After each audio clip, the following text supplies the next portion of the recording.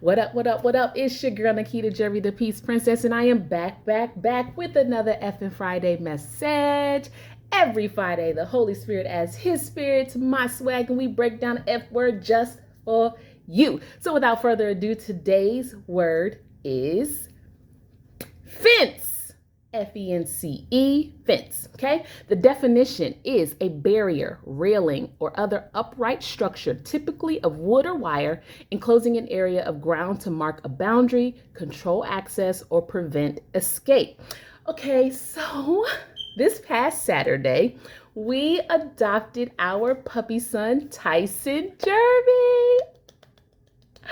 Side note, we have been wanting a puppy, or I have been wanting a puppy for a very, very long time. So I started dog sitting about 2 years ago to kind of prepare the kids, for our future fur baby.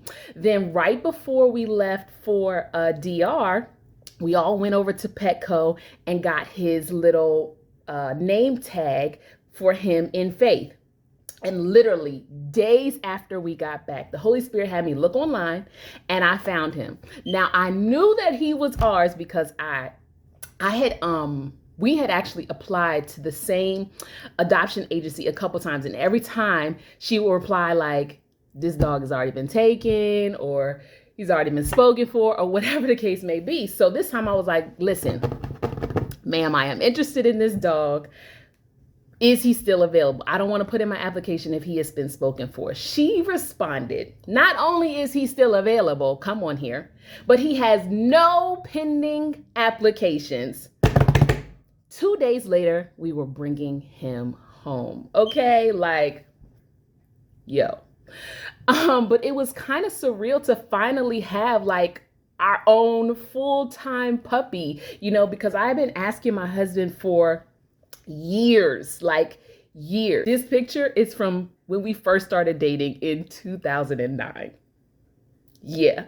But in 2018, he was finally like, okay, we will get one after we get a fence. And I'm like, really, sir? Why do we need a fence? He's going to be an inside dog. Side note, we still don't have a fence. But when I think about the dog that I grew up with, Coco, who was hit by a van, I understand the logic, because a fence is not to punish the dog, right? It actually allows them and us a level of freedom and peace, because he can go and run around without a care in the world. And then we can just let him out without fear of them getting hurt, right? Tyson is only 9 weeks old. So when he has to go out, we have to go with him. And he goes out a lot because we are potty training, right? So the lack of a fence and or boundaries is an inconvenience, but it's better than death, right? Exodus 19:12 says, mark off a boundary all around the mountain.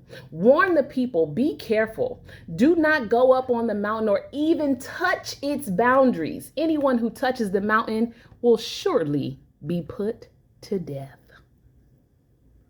Okay, this verse displays the importance of not only setting boundaries for our pets, but also for ourselves. Healthy boundaries clearly establish what you will and what you won't accept from other people and what other people can expect from you. Drawing the proverbial line in the sand to mark your limits is not only smart, but it is also a method of self-preservation, okay? Boundaries save our time, our talent, and our treasure from being overextended. It protects our mind, spirit, and emotions from unnecessary, unhealthy, and or unproductive exposure. And just like a fence, it provides a level of freedom and peace so that we can live our best lives. Psalms 147:14 says, he grants peace to your borders and satisfies you with the finest of wheat. This says to me that God blesses our boundaries, okay? So, you say God blesses our boundaries, cool, but how do I set a boundary, right? Okay, so the steps for setting boundaries is similar, coincidentally, to setting up or installing a fence. All right. And I'm going to break it down for you. 4 steps, right? Step 1, select, and set. Okay, what kind of fence or boundary are you setting?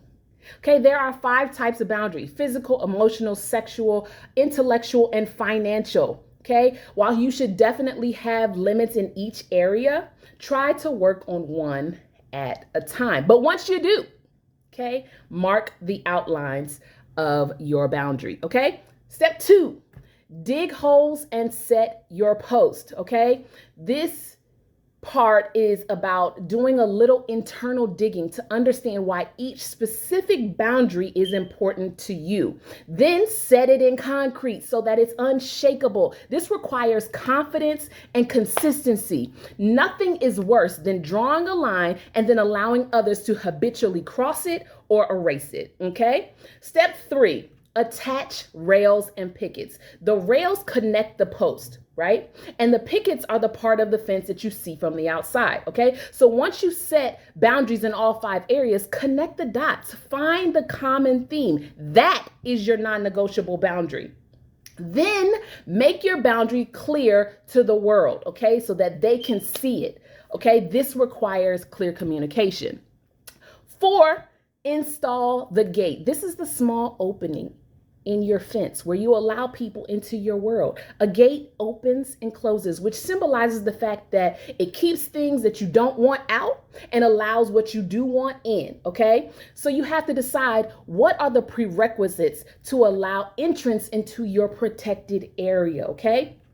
This week, family, I challenge you, if you haven't already, to put some fences up. Ensure that you have clear and healthy physical, emotional, sexual, intellectual, and financial boundaries. Know why they are important to you. Communicate it to the world, especially those that are in your inner circle. And don't forget your gate so that you aren't locked in and God's blessings aren't locked out. I pray that this has blessed you. I am Nikita Jerry, the Peace Princess. Share this video with someone you know. Until next week, have a great effing Friday.